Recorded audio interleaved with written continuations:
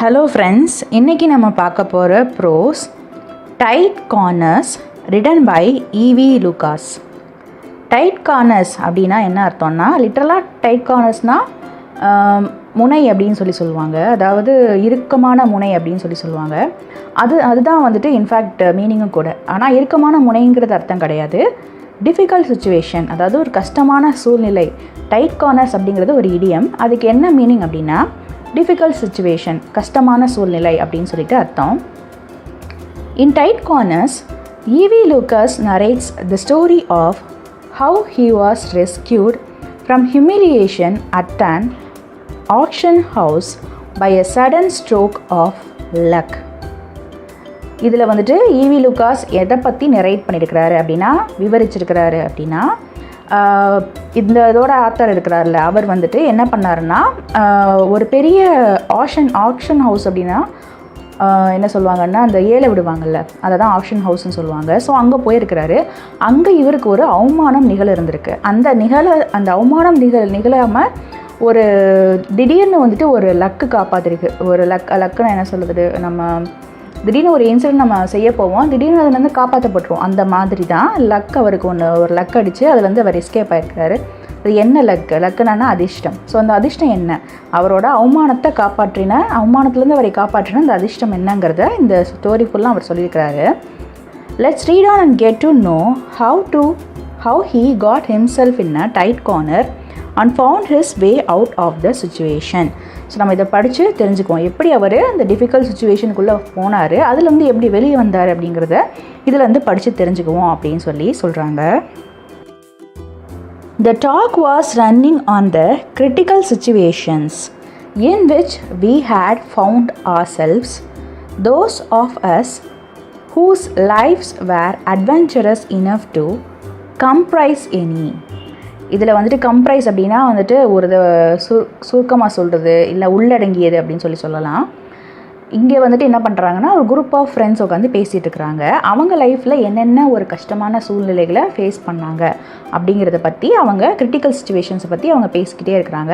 இங்கே என்ன சொல்கிறாங்கன்னா, பேச்சு ஓடிட்டு இருந்துச்சு. எதை பற்றி பேச்சு ஓடிட்டு இருந்துச்சுன்னா, அவங்க லைஃப்பில் அவங்க ஃபேஸ் பண்ண கஷ்டங்களை ஒவ்வொருத்தவங்க ஷேர் பண்ணிகிட்டு இருக்காங்க. அதில் வந்துட்டு ரொம்ப அட்வென்ச்சரஸாக அப்படின்னா ரொம்ப சாகசமாக இதெல்லாம் இருந்தது. ஒரு டிஃபிகல்ட்டான சுச்சுவேஷன் வந்து கஷ்டப்பட்டு வெளியே வந்திருப்பாங்களா, அது சாகசம்லாம் என்னென்ன அப்படிங்கிறத வந்துட்டு ஷேர் பண்ணிகிட்டு இருக்காங்க. One man had been caught by the tide in Brittany and escaped by the skin of his teeth. இதில் வந்துட்டு அவங்களோட ஒருத்தவர் என்ன ஷேர் பண்ணுறாரு அப்படின்னா, பிரிட்டனி அப்படிங்கிற பிளேஸில் வந்துட்டு அவர் அலையால் அடித்து செல்லப்பட்டிருக்காரு. அவர் வந்துட்டு எப்படி காப்பாற்றப்பட்டார் அப்படின்னு சொல்லிட்டு சொல்லுது. இல்லை இதில் வந்துட்டு ஸ்கின் ஆஃப் ஹிஸ் டீத் அப்படின்னா என்ன அர்த்தம்னா, நேரோலி, அதாவது குறுகிய அப்படின்னு சொல்லுவாங்க. இதுக்கு நம்ம பழமொழியில் என்ன சொல்லலாம் அப்படின்னா, அந்த மயில் இலையில் தப்பிச்சாங்கன்னு சொல்லுவாங்கள்ல, அந்த மாதிரி அந்த அலையில் அடிச்சுட்டு போகிறது வந்துட்டு எப்படி இவர் காப்பாற்றப்பட்டார் அப்படிங்கிறது வந்துட்டு ஒரு பெரிய ஒரு அதிசயமான விஷயமா இருந்திருக்கு. மயில் இலையில் உயிர் தப்பினார் அப்படின்ற மாதிரி ஒருத்தர் ஃபேஸ் பண்ணியிருக்கிறாரு. இன்னொருத்தவர், another had been on an elephant when a wounded tiger charged at it. ஒருத்தர் என்ன பண்ணியிருக்கிறாருன்னா, ஒரு யானை மேலே உட்காந்துருந்துருக்காரு. அப்போ வந்துட்டு அடிப்பட்ட புலி என்ன பண்ணியிருக்குன்னா, அந்த யானையை வந்துட்டு தாக்கியிருக்கு. ஸோ ஆப்வியஸ்லி அவர் கீழே இருந்திருந்தாருன்னா அவர் தான் தாக்கியிருக்கும். ஸோ அதுலேருந்து அவர் எஸ்கேப் ஆகிருக்கிறார்ல. ஸோ இதை பற்றி சொல்கிறாங்க. Third had been on the top of story of a burning house. இதில் ஸ்டோரி அப்படின்னா என்ன அர்த்தம்னா, ஃப்ளோர். இவர் என்ன பண்ணுறாரு அப்படின்னா, அந்த மூணாவது மனுஷன் வந்துட்டு வீடு எரிஞ்சிட்ருக்கப்போ எங்கே இருந்தாருன்னா, டாப் ஹவுஸில் இருந்துருக்கு, டாப் ஃப்ளோரில் இருந்திருக்கிறாரு. அதுக்கு என்ன அர்த்தம்னா, கீழே பேர்ன் ஆகிட்டு இருக்குது அப்படின்றப்போ திடீர்னு ஃபயர் சர்வீஸை கூப்பிடலாம், அதை அணைச்சிடலாம். ஸோ இதுவுமே ஒரு லக்கு தான். ஸோ மூணாவது மனுஷன் இந்த மாதிரி நான் மாட்டிக்கிட்டே அதுலேருந்து எஸ்கேப் ஆனேன், நான் நல்ல வேலை மேல் ஃப்ளோரில் இருந்து அதனால தப்பிச்சேன் அப்படிங்கிற மாதிரி சொல்கிறாரு. நாலாவது மனுஷன் என்ன சொல்கிறாருன்னா, A fourth was torpedoed in the war. இதில் டார்பிடோடுனா என்ன அர்த்தம்னா, அது ஒரு மிசைல் மாதிரி, வெடிகுண்டு மாதிரி. அது என்ன பண்ணுன்னா, அண்டர் வாட்டர் சப்மரைன் மூலமாக அதை வந்துட்டு செலுத்துவாங்க. ஸோ இதெல்லாம் வந்துட்டு அவங்க டிஃபிகல்ட் சுச்சுவேஷனாக அவங்க ஃபேஸ் பண்ணியிருக்கிறாங்க. ஸோ இதில் தான் அவங்க எஸ்கேப் ஆகிருக்கிறாங்க. இந்த டாக் தான் வந்துட்டு ஃப்ரெண்ட்ஸ்குள்ளே போனால் நம்ம பேசிப்போம்ல, எனக்கு இப்படி நடந்துச்சு அப்படின்னு சொல்லுவோம்ல, அந்த மாதிரி. But you all talk, said one of the company. As though tight corners were always physical affairs, surely they can be tighter than tighter when they are mental. The tightest corners I was ever in was at Christie's. So நீங்கள் எல்லாம் பேசிகிட்டு இருக்கீங்க அப்படின்னு சொல்லி ஒருத்தவர் சொல்கிறார். Company one of the கம்பெனினா அங்கே வந்தவரில் ஒருத்தவர் என்ன சொல்கிறாரு, நீங்கள் எல்லாம் பேசிகிட்டு இருக்கீங்க. ஸோ இந்த மாதிரி டைட் கார்னர்ஸ் அப்படின்னா அந்த டிஃபிகல்ட் சுச்சுவேஷனில் மோஸ்ட்லி வந்துட்டு ஃபிசிக்கல் அஃபேர்ஸ்னால் நம்ம உடம்பை கஷ்டப்படுத்துகிற மாதிரி தான் வந்துட்டு இந்த டைட் கார்னர்ஸ் டிஃபிகல்ட் சுச்சுவேஷன்லாம் வருது. ஆனால் நம்ம மென்டலாக நம்மளை அஃபெக்ட் பண்ணுற டிஃபிகல்ட் சுச்சுவேஷன் வந்துட்டு இன்னும் நமக்கு கஷ்டத்தை கொடுக்கும் அப்படிங்கிற மாதிரி சொல்கிறாரு. அதுக்கு நம்ம ஆத்தர் என்ன சொல்கிறாருன்னா, எனக்கும் ஒரு மாதிரி இந்த மாதிரி ஒரு டிஃபிகல்ட் சுச்சுவேஷன், டிஃபிகல்ட்டோட டைட்டஸ்ட் கார்னர்னால் ரொம்ப டிஃபிகல்ட் சுச்சுவேஷன் ஒன்று இருந்துச்சு. எங்கன்னா கிறிஸ்டியில் அப்படின்னு சொல்கிறாரு. கிறிஸ்டிங்கிறது ஒரு place.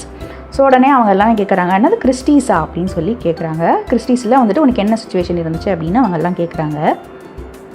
S, I had been lunching after well at a club in Saint James Street with an old friend from abroad and passing along King Street afterwards he persuaded me to look in at the sale room. The place was full. அவர் என்ன சொல்கிறாருன்னா, நான் ஒரு நாள் கிளப்பில் வந்துட்டு எங்கன்னா Saint James ஸ்ட்ரீட்டில் வந்துட்டு இவர் என்ன பண்ணுறாரு, அவங்களோட பழைய ஃப்ரெண்டு, ஃபாரின்லேருந்து வந்து ஒரு பழைய ஃப்ரெண்டு இருக்கிறாரு. அவர் கூட லஞ்ச் சாப்பிட்டுருக்காரு. சாப்பிட்டு என்ன பண்ணுறாங்க, கிங் ஸ்ட்ரீட் அப்படின்னு ஒரு ஸ்ட்ரீட் இருக்குது, அது வழியாக அவங்க போயிட்டுருக்குறாங்க. ஸோ அங்கே இவரை வந்துட்டு இவர் ஃப்ரெண்டு எங்கே கூட்டிகிட்டு போகிறாருன்னா, சேல்ஸ் ரூமை போய் பார்த்துட்டு பார்க்கலாம்னு சொல்லிட்டு கூட்டிகிட்டு போகிறாரு. அந்த சேல்ஸ் ரூம் வந்துட்டு ரொம்ப கூட்டமாக இருக்குது, ஃபுல்லாக இருக்குது. They were selling Barbizon pictures and getting tremendous sums for each. 2,000, 3,000 for little bit of things, forest scenes, pools at evening, shepherdesses, the regular subjects. இதில் பாபிசான் அப்படின்னா என்ன அர்த்தம்னா, அதாவது 19th செஞ்சுரியை சார்ந்த ஃப்ரெஞ்சு பெயிண்டர்ஸ். அவங்க எதை பற்றி பெயிண்ட் பண்ணியிருப்பாங்கன்னா, ஃப்ரான்ஸில் வந்துட்டு இந்த லேண்ட்ஸ்கேப் இருக்கும்ல, அதாவது அழகான இடங்கள் இருக்கும்ல, அதை பெயிண்ட் பண்ணியிருப்பாங்க. ஸோ பார்பிசான் பிக்சர்ஸ் அப்படின்னா அந்த ஏரியாவை சேர்ந்த பிக்சர்ஸ், அதை விற்றுட்ருக்குறாங்க அந்த இடத்துல. எங்கன்னா கிறிஸ்டியில் விற்றுட்ருக்குறாங்க. ஸோ அதை விற்றுட்ருக்கப்போ இவர் என்ன பண்ணுறாரு அப்படின்னா, அந்த ஒவ்வொரு பிக்சர்ஸ்க்கும் வந்துட்டு நல்ல ஒரு பணம் போகுது. கெட்டிங் ட்ரமண்டஸ் சம்ஸ்னால் நல்லா நிறையா சேல்ஸ் ஆகுது அந்த பிக்சர்ஸ்க்கு. எவ்வளோ காசுனா 2,000, 3,000 அப்படின்ற மாதிரி போகுது. அவங்க வந்துட்டு பவுண்ட்ஸில் சொல்லுவாங்க. ஸோ 2,000, 3,000 பவுண்ட்ஸில் வந்துட்டு நல்லா செலவாகுது. ஆக்சுவலி ஒரு பவுண்டோட ரேட்டை வந்துட்டு இந்தியன் கரன்சி படி அப்படின்னா 100 ருபீஸ். ஒரு பவுண்டோட ரேட் 100 ருபீஸ். அப்போ 2,000, 3,000 பவுண்ட்ஸ்னால் யோசிச்சு பாருங்கள் அது எவ்வளோ வந்துட்டு போயிட்டுருக்குன்னு சொல்லிட்டு. ஆனால் இவர் என்ன யோசிக்கிறாருன்னா, அந்த சின்ன விஷயத்துக்குலாம் எதுக்கு இவ்வளோ காசு செலவு பண்ணுறாங்க, for little bits of things. அதாவது இது பார்க்குறதுக்கு ஒன்றும் அவ்வளோ பெருசாக அபூர்வமான பெயிண்டிங் மாதிரி தெரியல, நேச்சுரல் லேண்ட்ஸ்கேப் மாதிரி தான் இருக்குது. என்னென்ன சொல்கிறாருன்னா, ஃபாரஸ்ட் சீன், ஒரு காட்டை வரைஞ்ச மாதிரி இருக்குது. பூல்ஸ் அட் த ஈவினிங் டைமில் வந்துட்டு பூல்ஸ் எல்லாம் பார்த்தோம்னா எப்படி இருக்கும், குளத்தெல்லாம் பார்த்தோம்னா எப்படி இருக்கும், ஸோ அந்த மாதிரி இருக்குது.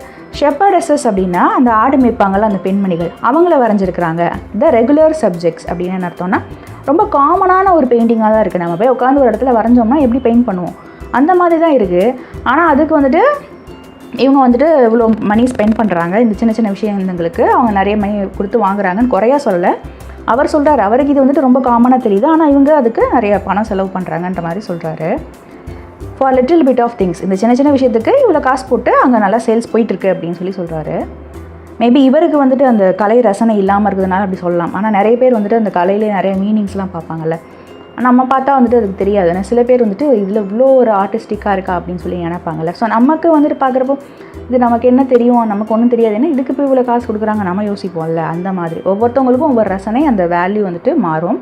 ஸோ இவருக்கு அந்த கலை ரசனை இல்லை. ஆனாலும் கூட இவர் என்ன பண்ணுறாருன்னு பாருங்கள். Nothing went for 3 figures at all. Well, we watched for a little while and then I found myself bidding 2 for fun. இவர் என்ன சொல்கிறாருன்னா, எதுவுமே வந்துட்டு 3 ஃபிகருக்கு அதிகமாக போகலை அப்படின்னு சொல்கிறாரு. ஸோ 3 ஃபிகர் அப்படின்னா இந்த 2,000, 3,000 அந்த மாதிரி பவுண்ட்ஸுக்கு தான் போய்கிட்டு இருக்கே தவிர்த்து அதுக்கு அதிகமாக எதுவுமே போகலை அப்படின்னு சொல்கிறாரு. ஸோ இவங்க என்ன பண்ணுறாங்க, அதை பார்த்துட்டே இருக்கிறாங்க, எப்படி சேல்ஸ் ஆகுதுன்னு பார்த்துட்டு இருக்கிறாங்க. ஸோ இவர் என்ன பண்ணுறாரு, சரி இப்போ நம்மளும் வந்துட்டு ஏலத்துக்கு பிட்டிங் பண்ணி பார்ப்போம். பிட்டிங்னா அப்படின்னா நானும் வந்துட்டு பணத்தை போடுறேன், நான் இதை ஏலம் எடுக்கிறேன். அதாவது பிட்டிங்னா என்ன அர்த்தம்னா, நானும் காசு போடுறேன். இப்போ வந்துட்டு நம்ம ஒரு பொருளை கொடுத்து இது 1000 ரூபா அப்படின்னு சொன்னாங்கன்னா, இப்போ ஒருத்தவங்க சொல்கிறாங்க 1500 ரூபா அப்படின்னு சொல்லுவாங்கல்ல, அதுக்கு பேர் தான் பிட் பண்ணுறது. நான் வந்துட்டு பணத்தை அதில் போடுறேன் அப்படின்னு சொல்கிறது தான் பிட்டிங். ஸோ நான் என்ன பண்ணுறேன், நான் என்ன யோசிச்சேன்னா நல்லா ஜாலியாக வந்துட்டு விளையாட்டுக்கு இது பண்ணலான்னு சொல்லி யோசிச்சேன் அப்படின்னு சொல்லி ஆத்தர் சொல்கிறாரு. I had exactly 63 pounds in the bank and not enough securities to borrow 500 on, and here I was nodding away to the auctioneer like a plutocrat. இவர் வந்துட்டு அவ்வளோ பணம் இருக்கிற பொருளை வாங்குறதுக்கு இவர்கிட்ட காசு இல்லை. இவர்கிட்ட எவ்வளோ இருக்குன்னா 63 pounds தான் இருக்குது அப்படின்னு சொல்கிறார். ஒரு பவுண்டு வந்துட்டு 100 rupeesனால் 63 பவுண்ட்னா எவ்வளோ வரும்? 6300 வருமா? ஸோ அவ்வளோதான் இவர்கிட்ட காசு இருக்குது. ஆனால் அதெல்லாம் வந்துட்டு 1000 கணக்கில் பவுண்ட்ஸ்க்கு வேலைக்கு போயிட்டுருக்கு. ஸோ இவர்கிட்ட பணமும் இல்லை. யாருக்கிட்டையாவது வந்துட்டு பணம் கடன் வாங்கலாம் அப்படின்னா கூட 500 rupeesக்கு 500க்கு வாங்கணுனாலுமே கூட யாருமே இவருக்கு செக்யூரிட்டி கொடுக்க மாட்டாங்க.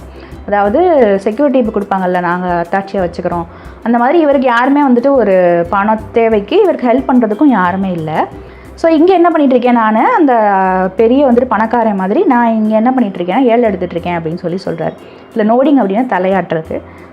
நான் என்ன பண்ணுறேன்னா அவங்க கூட உட்காந்துட்டு ப்ளோட்டோக்ராட் அப்படின்னா என்ன அர்த்தம்னா, ஆக்சுவலி ப்ளோட் அப்படின்னா என்ன சொல்லுவாங்க, வயிறு ப்ளோட்டாக இருக்குதுன்னு சொல்லுவாங்கல்ல. ப்ளோட்டானா வயிற்றில் காற்று அடைச்சிருக்கிறது. இப்போ ப்ளோட்டிங் சொல்லுவாங்க, மார்னிங் வயிறு ப்ளோட்டிங்காக இருக்குது. இங்கே கிராட் அப்படின்னா அரிஸ்டோக்ராட். ரெண்டையுமே வந்துட்டு கிளிப்பிங் வேர்ட்ஸாக, இது கிளிப்பிங் வேர்ட்ஸ்னு தான் சொல்லுவாங்க, காம்பவுண்ட் வேர்ட்ஸ்ன்னு சொல்லுவாங்க.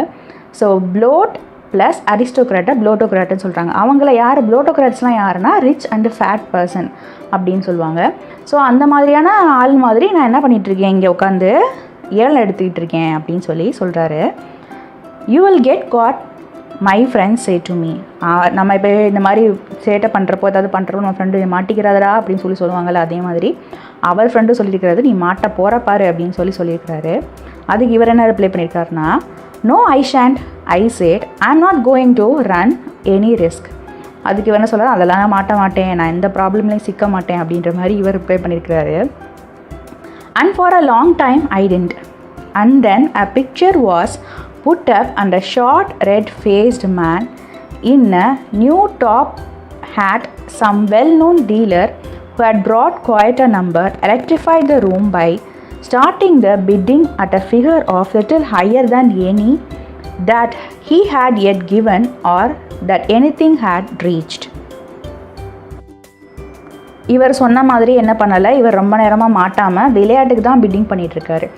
ஒரு வேளை வந்துட்டு இது பிரச்சனையில் மாட்டுச்சுன்னா என்ன பண்ணுறது அப்படிங்கிறப்போ சூழ்நிலையில் அவர் ஒரு பயமே இல்லாமல் என்ன பண்ணுறாரு, விளையாட்டுக்கு பண்ணிகிட்ருக்காரு. நிறைய டைம் இவருக்கு எந்த ப்ராப்ளம் வரல, ஏன்னா இவரோட அதிகமாக யாராவது அமௌண்ட் கேட்டு அந்த பிக்சரை வாங்கிட்டு போயிடுவாங்க. இப்போ இவர் 1000 ரூபா அப்படின்னு சொன்னாங்கன்னா, ஒருத்தர் 1500 சொன்னாங்கன்னா அவங்களுக்கு தான் கொடுக்க போகிறார். ஸோ இவர் விலையேற்றுறதுக்காக சும்மா விளையாண்டுட்டு இருக்கிறாரு. ஸோ அங்கே வந்துட்டு இன்னொரு பிக்சரை வைக்கிறாங்க. அப்போ என்ன ஆகுதுன்னா, a short red faced man in a new top hat. ஒரு மனுஷன் இருக்கிறாரு, அவர் ஷார்ட்டாக இருக்கார், அவர் ஃபேஸ் வந்து நல்லா ரெட்டாக இருக்குது, தலையில் ஒரு தொப்பி போட்டிருக்காரு. Some well known dealer who had brought a quite a number. அதே மாதிரி இன்னும் நிறைய பேர் இருக்கிறாங்கல்ல, அவங்களாம் இந்த மாதிரி நிறைய ஃபோட்டோஸ் பிக்சர்ஸ்லாம் வாங்கியிருக்கிறாங்க. Electrified the room by starting the bidding at a figure at a little higher than that he had yet given or that anything had reached. So இவங்கெல்லாம் என்ன பண்ணுறாங்க, அந்த ரூமே எலக்ட்ரிஃபைடு அப்படின்னா இங்கே மின்சாரம் தாக்குறது தான் எலக்ட்ரிஃபைடு ஆக்சுவலி அர்த்தம். ஆனால் இங்கே என்ன அர்த்தம்னா சூடு பிடிக்க வைக்கிறது. ஒருத்தவங்க 1000 ரூபா, இன்னொருத்தவங்க 1500 ரூபா, 1200 ரூபா, 1300 ரூபா அப்படி சொல்லுவாங்கல்ல. இந்த மாதிரி இந்த ரூமே வந்துட்டு இந்த ஏலத்தினால என்ன ஆகுதுன்னா சூடு பிடிச்சிட்ருக்கு. Starting the bidding at a figure of little higher than any. So இப்போ என்ன பண்ணிட்டாங்க, இது வரைக்கும் கேட்டுட்டு இருந்ததை விட அதிகமாக பணம் ஏலத்துக்கு சொல்லி அங்கே சூடு பிடிச்சிட்ருக்கு. இது வரைக்கும் அவங்க கொடுத்ததுலையோ இது வரைக்கும் அவங்க ரீச் பண்ணதை விட அதிகமான பணம் வந்துட்டு இப்போது பெட்டிங்காக எடுத்துகிட்ருக்காங்க. Although the previous lots had run into 4 figures, they had all been modestly started at 50 guineas or 100 guineas. So இதுக்கு முன்னாடி இருக்கிறதுல எல்லாமே 3 ஃபிகரை விற்றுட்டு இருந்துச்சு, அதாவது 1000 கணக்கில் விற்றுட்டு இருந்தது. இப்போ வந்துட்டு 10,000 கணக்கில் போயிருக்குன்னு வச்சுக்கோங்களேன். 4 ஃபிகர்னால் ஆமாம், இதுக்கு முன்னாடி வரைக்கும் 1000 கணக்கில் விற்றுட்டு இருந்தது, ஒரு 10,000 கணக்கில் போயிருக்கு அப்படின்ற மாதிரி வச்சுக்கோங்க. 4 ஃபிகர்னால் 4 0 சேர்த்துக்கோமே. ஸோ அந்த மாதிரி போயிட்டுருக்கு அப்படின்ற பட்சத்தில் இப்போ என்ன பண்ணுறாங்கன்னா 50 கினியாஸ் 100 கினியாஸ் அப்படின்னு கேட்க ஆரம்பிச்சுறாங்க. கினியாஸ்னாலுமே வந்துட்டு அது பிரிட்டிஷ் காயின்ஸ் தான், பிரிட்டிஷ் கரன்சி தான். கரன்சியாக காயினான்னு தெரில, அது ஒரு டைப் ஆஃப் மணி. இப்போ நம்ம சொல்கிறோம்ல பைசா, அந்த மாதிரி சொல்லுவோம்ல, அந்த மாதிரி கினியாஸ்லேயும் வந்துட்டு கினியாஸுங்கிறது பவுண்ட் அளவுக்கு இல்லைனாலும் கொஞ்சம் பவுண்டோட கொஞ்சம் குறைச்ச காசு. ஸோ என்ன பண்ணுறாங்க இவங்க இப்போ என்ன கேட்க ஆரம்பிச்சிட்டாங்கன்னா 50-100 கினியாஸ்க்கு மட்டும் கொஞ்சம் கொஞ்சம் ஏற்றி கேட்க ஆரம்பிக்கிறாங்க. With the gradual crescendo to which I had often been safely contributing. So இல்லை crescendo அப்படின்னா என்ன அர்த்தம்னா, இப்போது வந்துட்டு படிப்படியாக ஒரு விஷயம் வந்துட்டு ஒருத்தவங்க சொல்லி திரும்ப வந்துட்டு அந்த வாய்ஸ் கம்மி பண்ணுறது. ஸோ crescendo அப்படின்னா இங்கே என்ன அர்த்தம்னா, ஒருத்தர் வந்துட்டு 1000 ரூபா, ஒருத்தர் 1500 ஒருத்தர் 2000 ரூபா 2500 சொல்லுவாங்கல்ல, இந்த தொடர்ந்து வந்துட்டு ஒருத்தவங்க சொல்லி சொல்லி சொல்லி சொல்லி சொல்லி முடியுறதில்ல, இதுக்கு பேர் இந்த ஆர்டராக வருதில்ல. ஃபஸ்ட்டு ஒருத்தவங்க சொல்ல ஆரம்பித்து படிப்படியாக அது வந்துட்டு முடியுதில்ல. ஸோ இதுக்கு பேர் தான் crescendo. அதாவது இந்த ஏழை விடுற அந்த சவுண்ட் இருக்குல்ல, அதுக்கு பேர் தான் crescendo.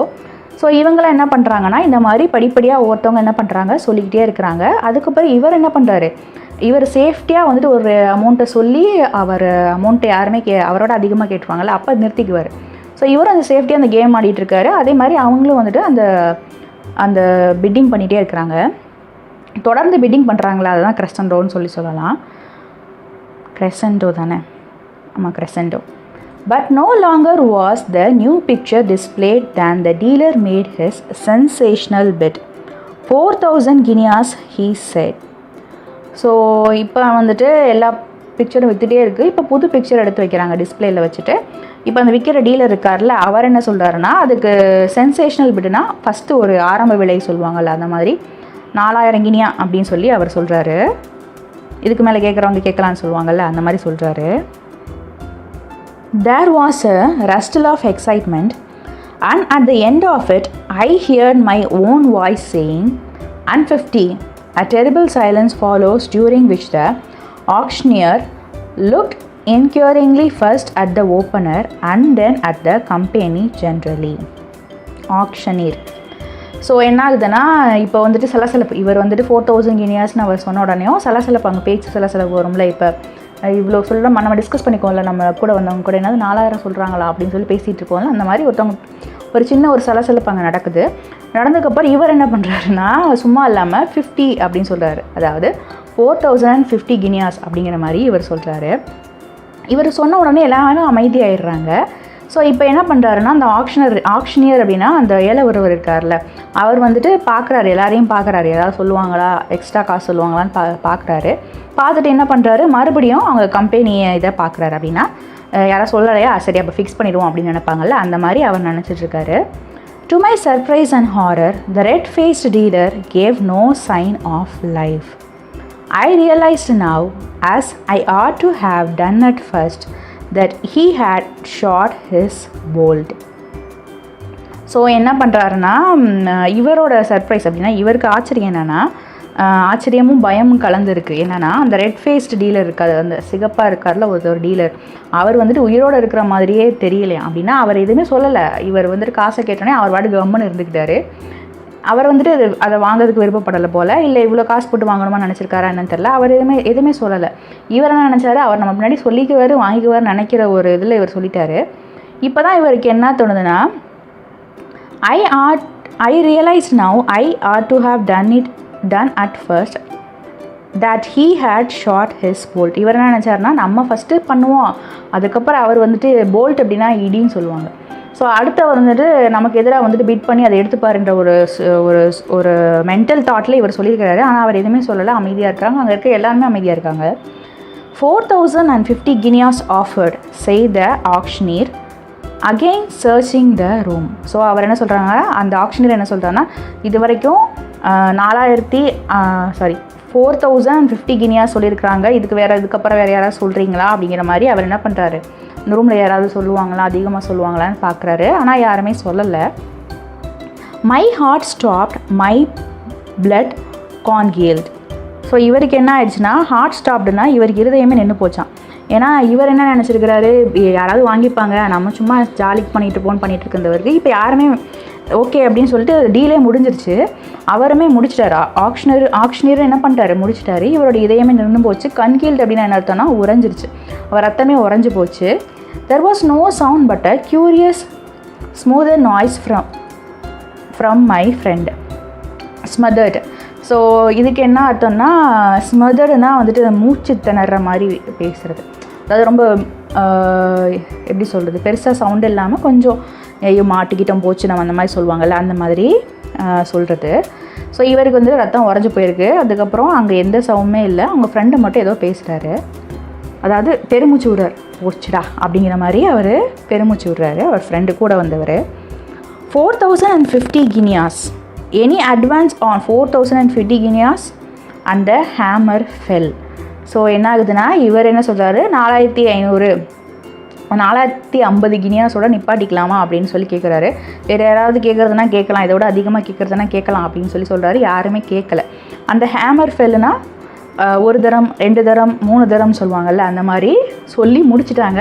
இப்போ கண்டிப்பாக யார் தான் வாங்கி ஆகணும், இவர் தான் வாங்கி ஆகணும். என்ன ரேட்டுனா 4050 கினியாக்கு. ஆனால் அவர்கிட்ட என்ன இருக்குது, 63 pounds தான் என்னமோ இருக்குது.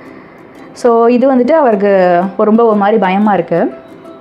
That was a new pickle to be in, here I was. இதில் நியூ பிக்கல் அப்படின்னா நைஸ் பிக்கல் அப்படின்னா என்ன அர்த்தம்னா டிஃபிகல்ட், அதுக்கு அர்த்தமே வந்துட்டு டிஃபிகல்ட் சுச்சுவேஷன். ஸோ இவர் என்ன பண்ணுறாரு, பாட்டிலில் அடப்பட்ட ஊறுகாய் போல் இருக்கிறாராம். அதாவது இவர் ஒரு டிஃபிகல்ட் சுச்சுவேஷனில் இருக்கிறாரு. Here was I with 63 pounds in the world and not 500 pounds worth of securities, the purchaser of a picture which I didn't want for 4050 guineas, the top price of the day. So இவர் என்ன சூழ்நிலையில் இருக்கிறாருனா, இவர்கிட்ட 63 pounds தான் இருக்குது. இவருக்கு கடன் கொடுக்கவும் ஆள் கிடையாது. இப்போ என்ன பண்ணுறாரு, அந்த பிக்சரையும் இவர் பேரில் வாங்கிட்டாரு. ஆனால் அந்த பிக்சர் இவருக்கு தேவையும் படாது. அது எவ்வளோ ரேட்டில் இருக்குன்னு, அந்த பிக்சர் 4050 கினியாஸில் இருக்குது. அதுதான் இன்றைக்கி விற்ற விலையிலேயே அதிகமான விலையாகவும் இருக்குது. இந்த சுச்சுவேஷனில் அவர் மாட்டிக்கிட்டு இருக்காரு, டிஃபிகல்ட் சுச்சுவேஷனில். அதுக்கு தான் that was a nice pickle to be in சொல்கிறாரு.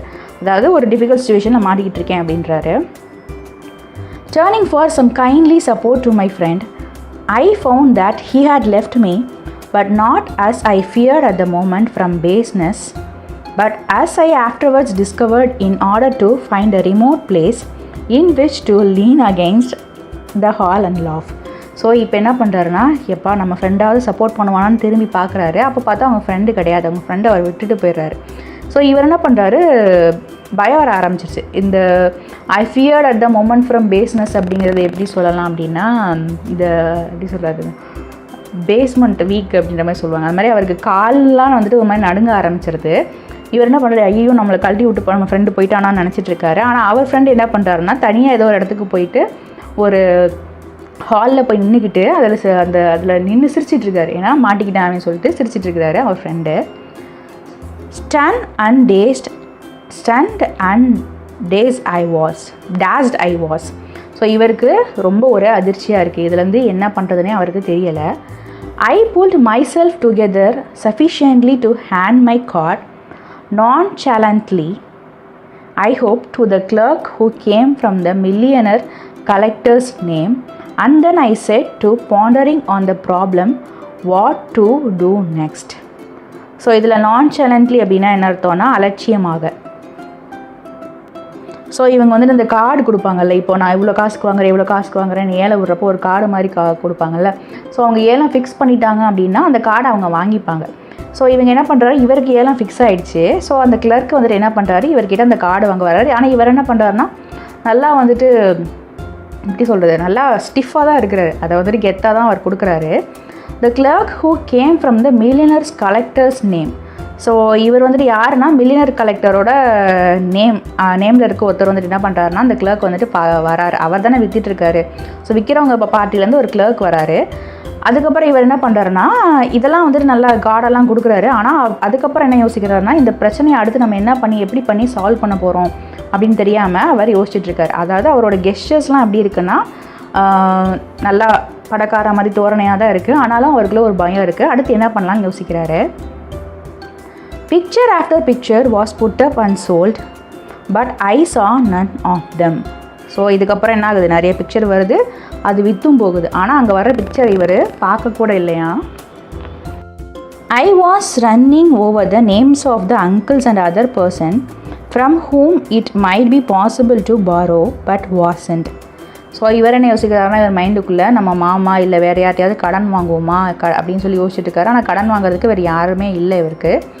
Wondering if the moneylenders who talk so glibly about note of hand only really mean it. So இதே மாதிரி அவர் மணி லெண்டர்ஸ் இருக்கிறாங்கல்ல, மணி லெண்டர்ஸ் வந்துட்டு எப்பயுமே வந்துட்டு எப்படி பேசுவாங்க அப்படின்னா, பணம் கொடுக்குறவங்க இருக்கிறாங்கல்ல அவங்கள தான் மணி லெண்டர்ஸ்ன்னு சொல்கிறாங்க. மணி லெண்டர்ஸ்கிட்டையுமே போயிட்டு இவர் வந்துட்டு இது பண்ண முடியாது. ஏன்னா அவங்களும் வந்துட்டு என்ன சொல்கிறாங்க, கொடுக்குற மாதிரி சொல்லுவாங்க, ஆனால் வந்துட்டு ஒரு எப்படி சொல்கிறது, பளிச்சுன்னு சொல்லிடுவாங்க அப்படிங்கிற மாதிரி சொல்லுவாங்க. ஏன்னா வந்துட்டு மணி லெண்டர்ஸ் மோஸ்ட்லி பார்த்துப்பாங்கல்ல, இவங்களால் கொடுக்க முடியுமா அப்படின்னு சொல்லி பார்த்துப்பாங்கல்ல. ஸோ இவர் இதெல்லாம் யோசிச்சுட்டு இருக்கிறாரு. அதுக்கப்புறம் என்ன சொல்லி, நம்ம வந்துட்டு அந்த ஏழை நடத்துகிறாங்கல்ல, கிறிஸ்டின்ற இடத்துல தானே ஏழை நடக்குது, அந்த ஸ்டாஃப் கிட்ட போய் நம்ம சொல்லிடுவோமா, நம்ம வந்துட்டு உண்மையிலே இது வந்துட்டு வாங்குகிற ஐடியாவில் இல்லை, நான் வந்துட்டு ரொம்ப வறுமையில் இருக்கேன், மறுபடியும் நீங்கள் இந்த பிக்சரை வச்சு விற்றுக்கோங்கன்னு சொல்லிடுவோமா அப்படின்னு சொல்கிறாரு, யோசிக்கிறாரு. That was the best way, and yet no, how could I do it after all the other bets I had made? So இதுதான் சரியான வழி, நம்ம போய் என்ன பண்ணுவோம், அவன் காலையில் விழுந்துருவோம் அப்படிங்கிற மாதிரி யோசிக்கிறாரு. ஆனால் அவரால் இது பண்ண முடியாது. ஏன்னா இது வரைக்கும் அந்த எல்லா பிக்சரும் விற்று போய் கடைசி ஆயிடுச்சு. ஏன்னா இவர் ஃபுல்லாக வந்து அந்த தாட்லேயே இருக்கிறார்ல, அதனால் நான் இவர் என்ன பண்ணணும், அப்போவே வேணான்னு சொல்லியிருந்துருக்கணும். அதை விட்டுட்டு இவ்வளோ எல்லாத்தையும் முடிச்சதுக்கப்புறம் சொல்ல முடியாதுல்ல, அதனால் இவர் அதையும் யோசிக்கிறாரு. The staff looked so prosperous and unsympathetic and no one would believe it was a mistake. So அந்த ஸ்டாஃபை பார்க்குறதுக்கு ரொம்ப ப்ராஸ்பரஸ்னால் நல்ல ப்ராஸ்பரஸ்னால் ரொம்ப பணக்காரங்கன்னு சொல்லுவாங்க, அது மாதிரியும் ரொம்ப இறக்கம் இல்லாதவங்க மாதிரியும் தெரிஞ்சிச்சு. அவர்கிட்ட போய் வந்துட்டு இது பிரச்சனை அப்படின்னு சொல்லி இது நான் தெரியாமல் கேட்டேன் அப்படின்னு சொல்லி சொன்னால் என்ன பண்ணுவாங்க, அவ்வளோதான். இப்போ நம்ம ஊர்னால் என்ன ஆகுதுன்னா பெரிய பிரச்சனை ஆயிரும்ல, கை கலப்பாயிரும். அந்த மாதிரி அவங்க ஊரில் என்ன சொன்னாங்க, ஏன்டா எங்கள் உயிரை வாங்குறதுனே வருவியாடான்னு கேட்பாங்கல்ல, அந்த மாதிரி ப்ராப்ளம் ஆயிருமே அப்படின்ற மாதிரி அவர் யோசிக்கிறாரு. A genuine mistake of such kind would have been rectified at once. So இந்த மாதிரியான மிஸ்டேக் அவர் பண்ணிட்டோம்னா, இந்த மாதிரியான மிஸ்டேக் பண்ணால் உடனே அதை ரெக்டிஃபை பண்ணிடணும். ஆனால் இவர் வந்து இவ்வளோ நேரம் வெயிட் பண்ணிட்டார். ஸோ இது மிஸ்டேக்குன்னு அவங்க எடுத்துக்க மாட்டாங்க, நீ வேணும்னு தான் பண்ணியிருக்க, எங்கள் டைமை வேஸ்ட் பண்ணுறதுக்காக பண்ணியிருக்க, ஏன்னா அங்கே இருக்கிறவங்கள பணக்காரவங்க வேறு. ஸோ அந்த மாதிரியும் யோசிப்பாங்கல்ல. ஸோ இந்த மாதிரி நிறைய பாசிபிலிட்டிஸ் அவர் மைண்டில் ஓடிட்டே இருக்குது. Meanwhile, the sale came to an end and I stood on the outskirts of the little knot of buyers round the desk who were writing checks and giving instructions. இப்போ என்ன ஆகுது, அந்த சேல்ஸ் முடிஞ்சு போயிடுது. இவர் என்ன பண்ணுறாருன்னா, அந்த பையர் ரவுண்ட் டெஸ்க் இருக்குல்ல, அதாவது செக் எழுதி கொடுத்து வாங்கிட்டு போவாங்கள்ல, அந்த இடத்துல வந்துட்டு இவர் வெளியில் கொஞ்சம் தூரமாக நின்றுட்டுருக்காரு. Naturally I prefer to be the last. So இவங்க என்ன பண்ணுறாங்க, அந்த முன்னாடி இருக்கிறவங்க எல்லாத்தையும் போக விட்டு நம்ம கடைசியாக போகலான்னு சொல்லிட்டு நின்றுட்டுருக்காரு. It was there that I was joined by my friend. அப்போது என்ன ஆகுதுன்னா, இப்போது இவர் கடைசியாக போய் நிற்கிறார்ல, அப்போ தான் வந்துட்டு இவர் ஃப்ரெண்டாக பார்க்குறாரு. அவர் ஃப்ரெண்டு உட்காந்துருக்காரு, அங்கே நின்றுட்டுருக்காரு. But only for a moment, for on to look at my face he rammed his handkerchief in his mouth and again disappeared. So இவரை பார்த்தவன் என்ன பண்ணுறாரு, அவர் மூஞ்சியில் கர்ச்சிஃபை ஊற்றிட்டு எஸ்கேப் ஆயிடுறாராம். இவன் கூட வந்தவன் தான் நீ எவனும் கேட்டக்கூடாதுன்னு நினைக்கிறாரா என்னன்னு தெரியல. ஸோ அவர் என்ன பண்ணுறாரு, இவனும் பிரச்சனையில் மாட்டிட்டேன், நம்மளையும் மாட்டி விட்ருவான்னு சொல்லிட்டு ஃபேஸில் ஹேண்ட் கர்ச்சிஃபை வச்சுட்டு அவரே மறைஞ்சு போயிடுறாரு. Alone I was to dree this awful weird. So இல்லை dree this awful weird அப்படின்னா என்ன அர்த்தம்னா, அதாவது விதி, அதாவது என்னோடய விதிக்கு இப்போ இதுதான் என் விதி அப்படிங்கிற மாதிரி நான் என்னோடய விதியை ஃபேஸ் பண்ணுறதுக்கு நான் தனியாக நின்றுட்டுருக்கேன் அப்படிங்கிறாரு. I had never felt such a fool or had cooler feet in all my life. இவர் வாழ்க்கையிலேயே அவர் இந்த மாதிரி நான் முட்டாள்தனமாக அவர் எதுவுமே உணர்ந்ததே இல்லையா. அதே மாதிரி அவர் காலெல்லாம் ரொம்ப ஜில்லுன்னு ஆயிடுச்சு. நமக்கு எப்போ கால் ஜில்லுன்னு ஆகும்னா நம்ம கொஞ்சம் பயமாக இருக்கும்ல, அந்த டைமில் தான். ஸோ இவர் காலெல்லாம் வந்துட்டு ஜில்லுன்னு ஆக ஆரம்பிச்சிருச்சு. I believe I should have welcomed a firing party. Firing பார்ட்டினா என்ன அர்த்தம்னா, அந்த இராணுவ வீரர்களுக்கெலாம் இறுதி சடங்கு நடத்துவாங்கள்ல, அவங்க டெட் பாடியை வச்சுட்டு வானத்தில் கன்னை பார்த்து சுடுவாங்கள்ல.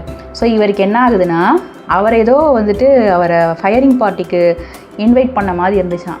அப்படின்னு என்ன அர்த்தம்னா, செத்துட்டு வந்துட்டு இறுதி மரியாதை செலுத்துவாங்கள்ல, அந்த ஒரு சூழ்நிலையில் எனக்கு இருக்கிற மாதிரி தெரிஞ்சிச்சு அப்படிங்கிறாரு.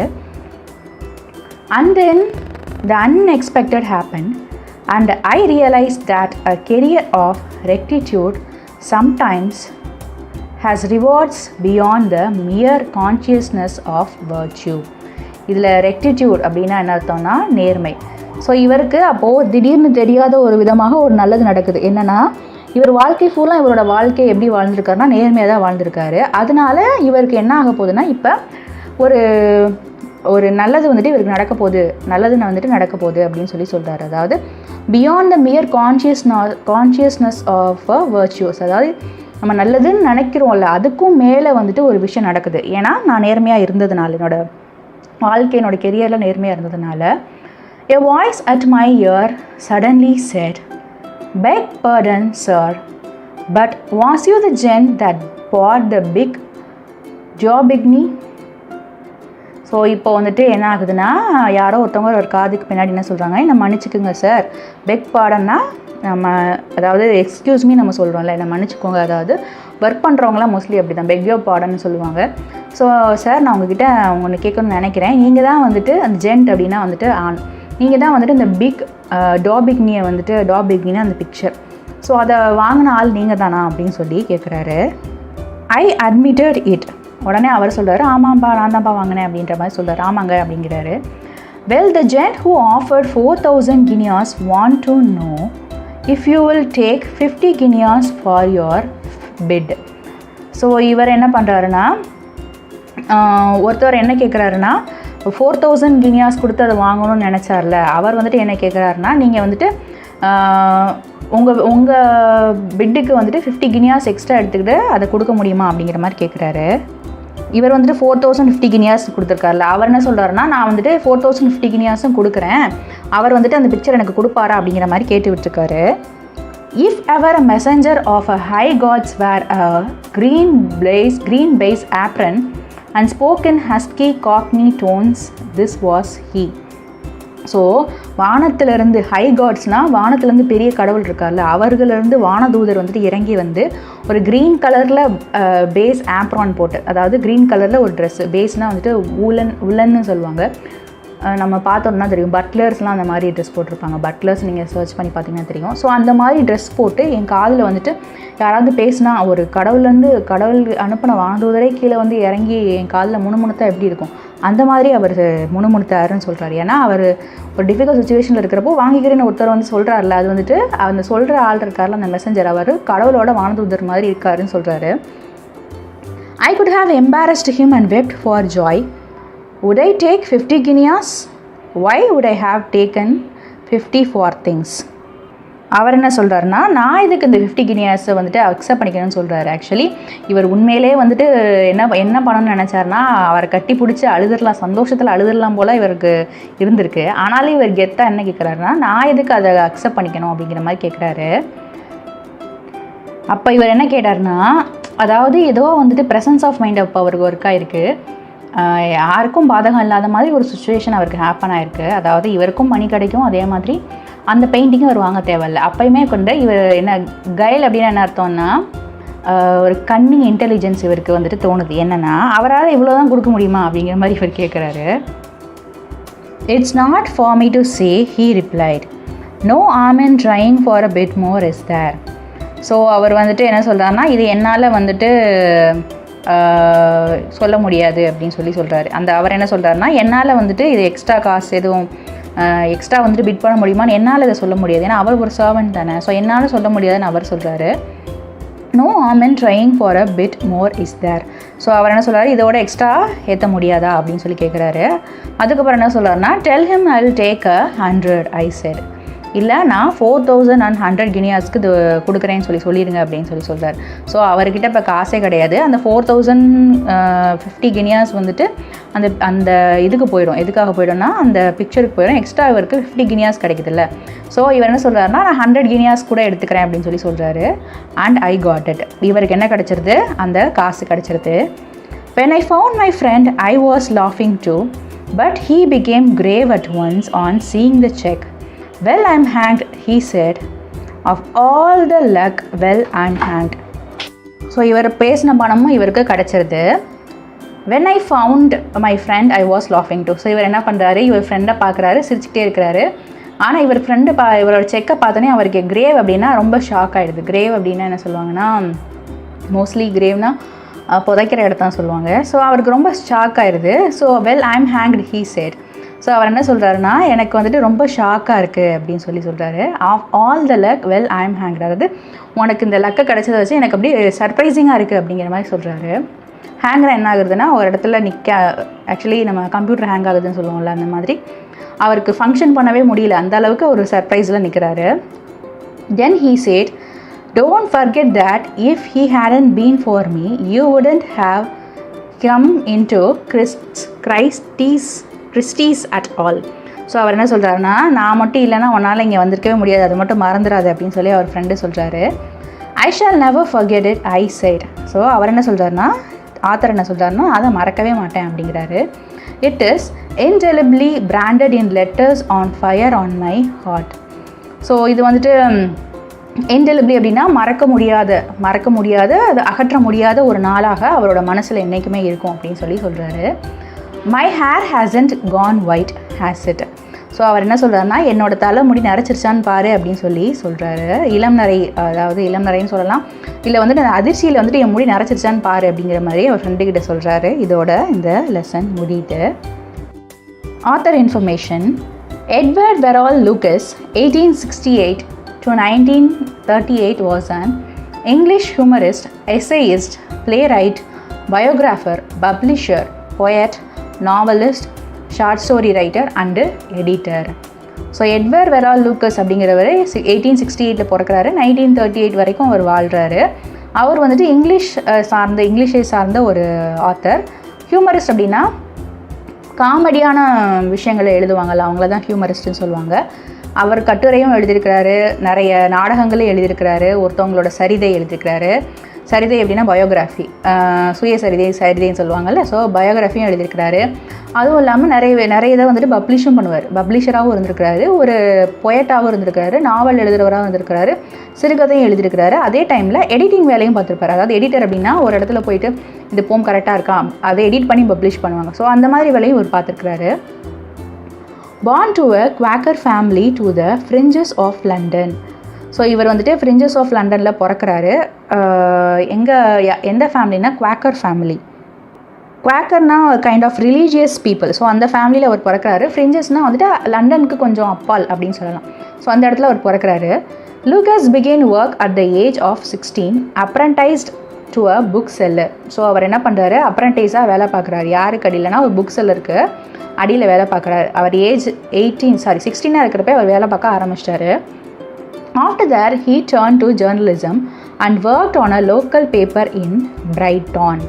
ஸோ அவர் என்ன பண்ணுறாரு, அதுக்கப்புறம் ஒரு பத்திரிகையாளராக மாறிடுறாரு. அங்கே ஒரு லோக்கலில் வந்துட்டு பேப்பர் கொடுப்பாங்கல்ல, பேப்பர் பப்ளிஷ் பண்ணுவாங்கல்ல, பிரைட்டன் அப்படிங்கிற ஒரு ஏரியாவில், அங்கே ஒரு பேப்பரில் இவர் வேலை பார்க்குறாரு. அதுக்கப்புறம் அண்ட் தென் ஆன லண்டன் ஈவினிங் பேப்பர், அதுக்கப்புறம் லண்டன் ஈவினிங் பேப்பர்லேயும் அவர் என்ன பண்ணுறாரு, வேலை போய் பார்க்குறாரு, ஜேர்னலிஸ்ட்டாக வேலை பார்க்குறாரு. He was commissioned to write biography of Bernard Barton, the Quaker poet. So இவருக்கு என்ன பண்ணுறாங்க, இவருக்கு பணம் கொடுத்து பெர்னர்ட் பார்ட்டனோட பயோகிராஃபி எழுத சொல்கிறாங்க. அவர் வந்துட்டு ஒரு குவாக்கர் poet.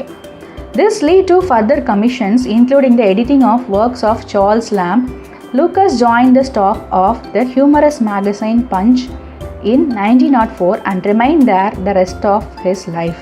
ஸோ அதுக்கப்புறம் என்ன ஆகுதுன்னா, இவர் வந்துட்டு சார்ல்ஸ் லேம்போட ஒர்க்கையும் இவர் எடிட் பண்ணியிருக்கிறாரு. அதுக்கும் இவருக்கு கமிஷன்ஸ் கிடச்சிருக்கு. இது மூலமாக அவர் ஏர்ன் பண்ணுறாரு. அதுக்கப்புறம் என்ன ஆகுதுன்னா, ஹியூமரஸ் மேகசைன் பஞ்ச் அப்படிங்கிற ஒரு இடத்துல வந்துட்டு என்ன பண்ணுறாருனா, இவர் ஒரு ஸ்டாஃபாக ஜாயின் பண்ணுறாரு 1904. அதுக்கப்புறம் இவர் சாகிற வரைக்கும் அந்த இடத்துலே தான் அவர் இருக்கிறார், அவர் வேலை தான் பார்த்துட்ருக்காரு.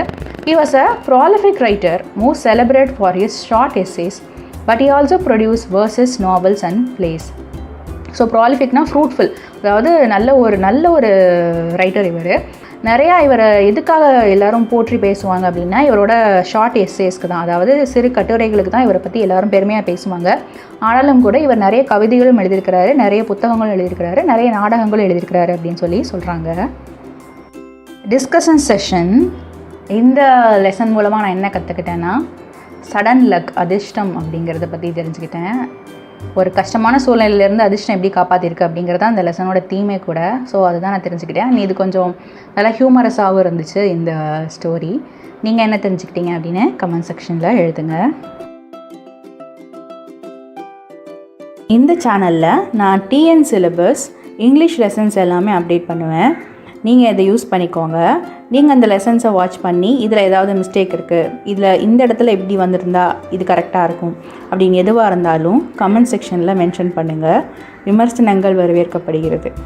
அதே மாதிரி உங்கள் ஃப்ரெண்ட்ஸ் யாராவது இருந்தாங்க அப்படின்னா இந்த சேனலை வந்துட்டு நீங்கள் அனுப்பி, அவங்களுக்கு யூஸ்ஃபுல்லாக இருந்தது அப்படின்னா நீங்கள் அனுப்பி ஷேர் பண்ணிக்கோங்க. Wishing you abundance in knowledge. Thank you so much.